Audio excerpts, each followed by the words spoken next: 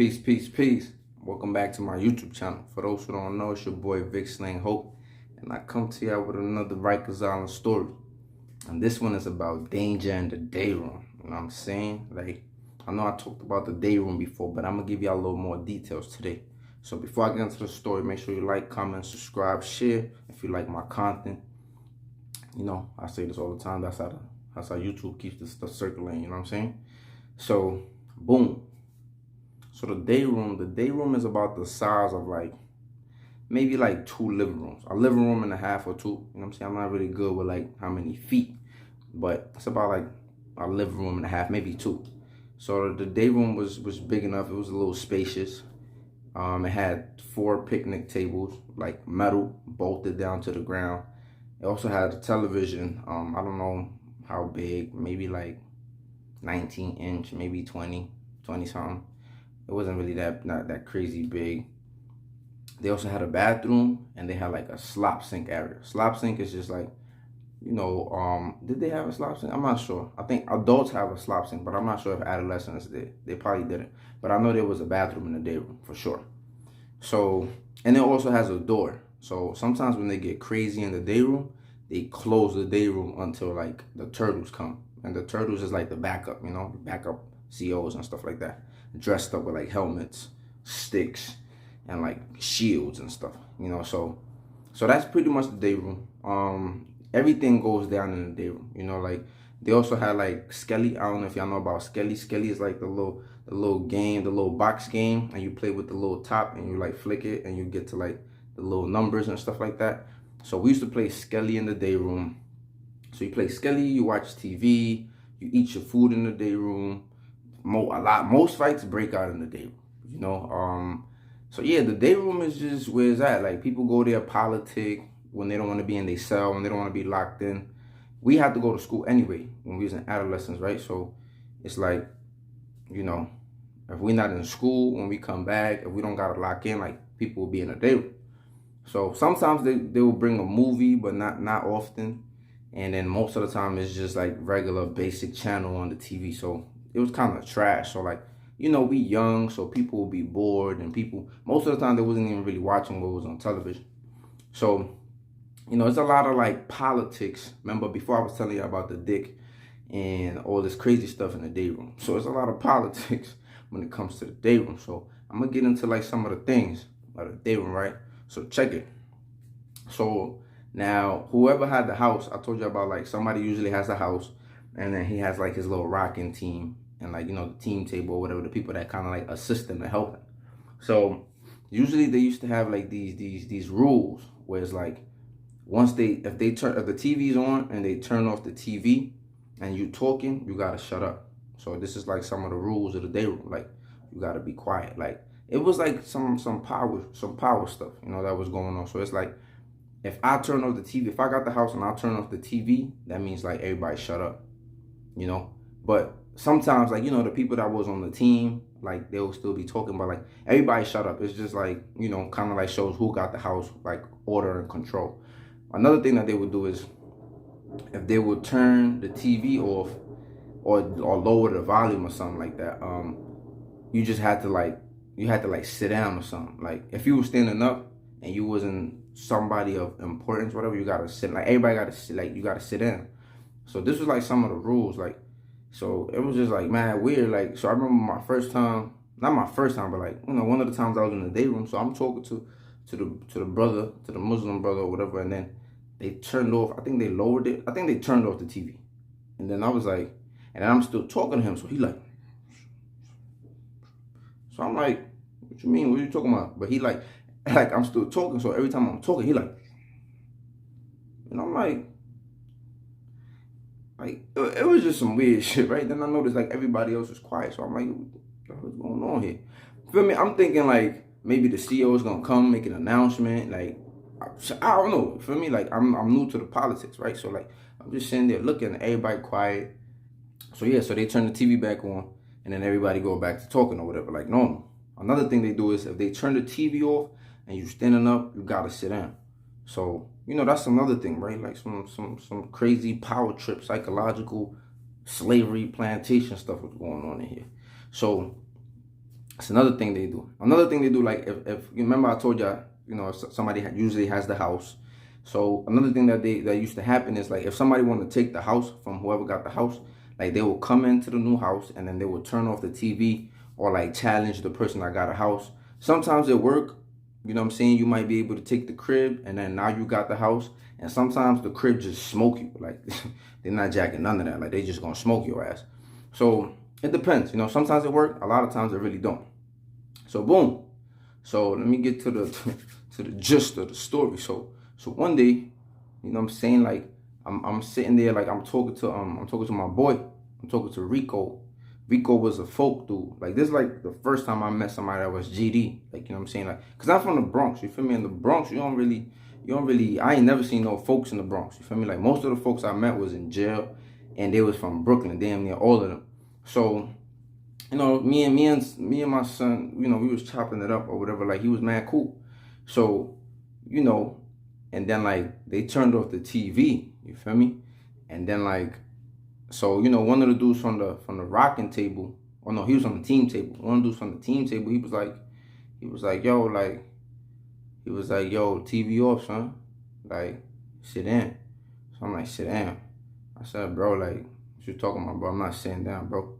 So he tried to like fake like bump me or like mush me or some shit like on the seat type shit, cause like the seat is like it's like a little bench, like it's like at like kind of like leg level. So he tried to like on some fake mush me, and if you get mushed, like you kind of like fall and sit on the bench. So like he tried to like do something like that. So when he tried to mush me, like I pushed him. I'm like, yo, bro, like, get off me, B. Like, what's wrong with you?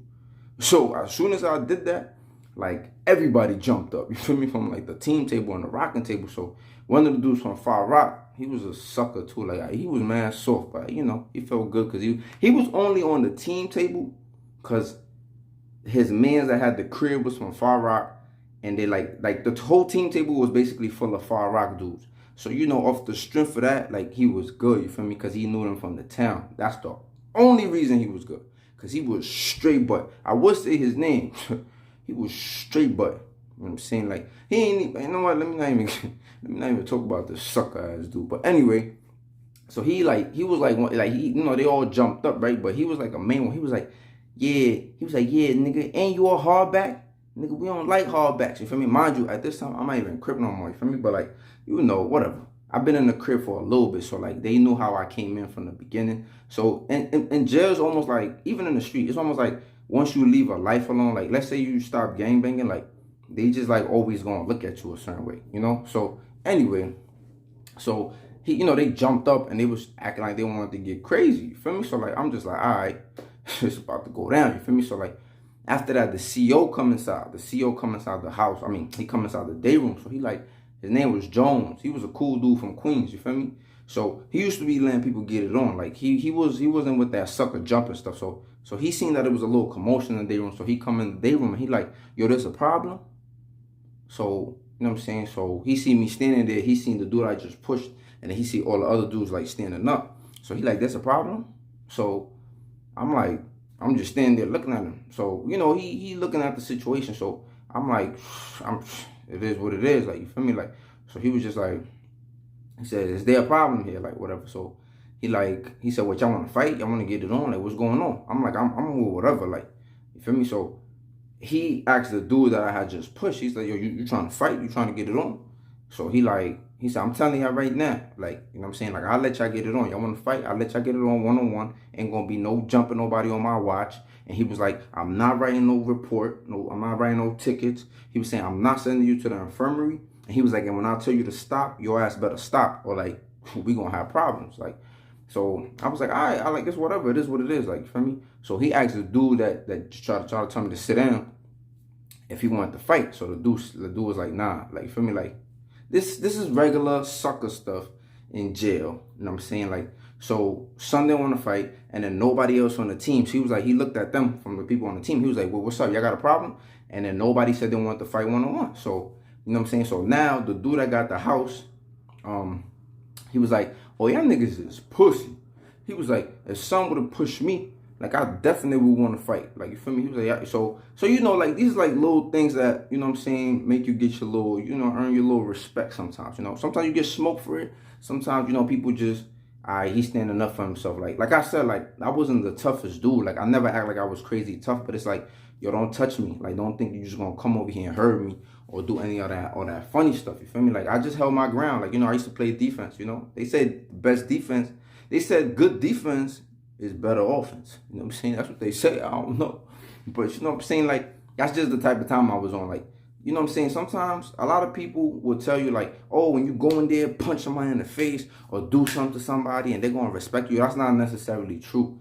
Like, you know what I'm saying? Like rest in peace, Khalif Browder. Like, you know what I'm saying? He was tough. Like, and we was in there around the same time. Like, cause I was in there, he was like around May. I don't know if he got locked up in May, but like in May, I was still in adolescence. I was just on the other side of the building. And son was fighting all the time. He was getting it on, you feel me? Like, but not just him. There's a lot of other people that I knew that was getting it on, you know, and just because they was getting it on and they was tough don't mean they was good. Like, they was getting smoked in and out of houses, you know. So you can't always listen to people like, oh, once you fight, they're going to respect it, because you never know who you're going to punch in the face. Like, you might punch the wrong person in the face. He might be whatever, blood or this or that, or like, and then now you just got problems for the rest of your time. Like, you know, so sometimes it does work, but other times it really don't work. You just end up getting ping pong around the Rikers Island, you know what I'm saying, around the building or whatever the case might be. So that shit don't work all the time. So like, that's one thing, like, you know, I had a little insight. Like, I'm not just gonna be, you know what I'm saying? Sometimes you just make more enemies than you need. So the point is, they didn't want to fight. You know, and a lot of times dudes really don't want to fight. They don't want to fight a one-on-one, but they feel good when they got the team, or when they want to, you know what I'm saying, because they could just jump you and they could just do whatever they do. So yeah, man, like, that's how like the day room stuff be like. But again, I wouldn't encourage anybody to just go in there on some wild, rah stuff, because you never know what could come with that, man. Like, the most I would say is just keep your eyes open, you know, listen, and just be observant of like what's going on, and just hold your ground. Like, you know what I'm saying, any man anywhere should hold their ground. You know what I'm saying? Like, somebody try to do something to you, harm you, then that's when you really do something. But other than that, don't get into no politics. Even in the streets, don't get into no politics. Don't get into like, oh, they tell you to do this, so you're gonna go do it. And you know what's funny? Because to this day, I still don't know what a day room dude is. That's funny. Like, I don't know. Like I know what a day room dude is. Like, I know like what is the characteristics, right? But I don't get why they call them a day room person or a day room dummy. Like, I really don't get it. Maybe somebody could let me know in the comment section, because I still don't really know. I know we use it, and it's funny, people in the street use that term too a lot, like day room dummy or day room nigga or whatever, day room, whatever. But like, I still don't know like how that came about, like how that became a thing. You know what I'm saying? Because everybody chill in the day room. The tough people, the soft people, everybody chill in the day room, feel me? But let me know what y'all think. Like, comment, subscribe, share, you know, and stay tuned, man, because I got another story when someone was trying to extort me from my phone calls, because, yo, shit, it's just crazy. But y'all just stay tuned, man. Y'all be safe out there, though. Peace.